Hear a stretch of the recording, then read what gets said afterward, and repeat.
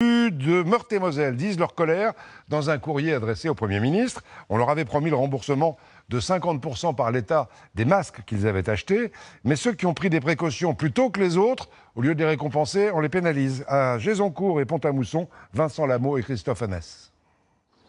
Le village de Gézoncourt, épargné par le coronavirus. Aucun malade. Le maire a tout fait pour protéger ses 200 habitants. Dès le début de la crise, il a acheté 300 masques. Voilà le solde des masques donc, qui ont été achetés, qui ont été commandés le 30 mars 2020.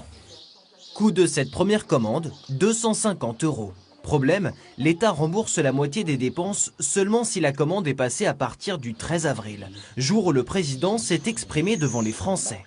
Bernard Butet les a achetés avant cette date, il devra donc puiser dans son budget. On parle d'une commune de 200 habitants, imaginez ce que ça donne dans une grosse commune, quoi. C'est une dépense effectivement qui n'était pas prévue. Dépenses imprévues également à Pont-à-Mousson, 15 000 habitants.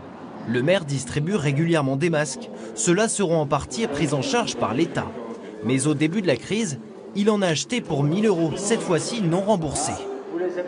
Avec 1 000 €, on peut faire des choses. On peut acheter des bacs à fleurs pour délimiter plus largement une terrasse. On peut faire énormément de choses quand on a un peu d'idées et on n'est pas à court d'idées. Intolérable pour beaucoup d'élus. Alors 120 maires ont signé cette lettre envoyée à Matignon. Ils demandent le remboursement de tous les masques achetés avant le 13 avril. L'initiative est soutenue par les habitants. C'est tout à fait logique qu'ils demandent un remboursement de la part de l'État et du gouvernement qui n'a pas fait ce qu'ils avaient à faire. Je pense que l'État devrait fournir les masques gratuitement. Je pense que c'est à l'État de prendre ça en charge. Pour l'instant, les maires n'ont pas obtenu de réponse. Mais dans la crise, ils ne seront pas abandonnés. Le gouvernement promet un plan de soutien de 4,5 milliards d'euros en faveur des collectivités territoriales.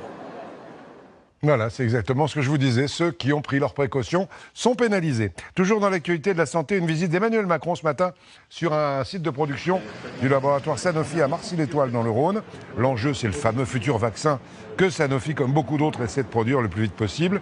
Plus de 130 projets sont en cours dans le monde, c'est du jamais vu. Le président de la République a annoncé 600 millions d'euros débloqués pour la recherche et Sanofi va en investir 600 millions d'autres dans des sites de production.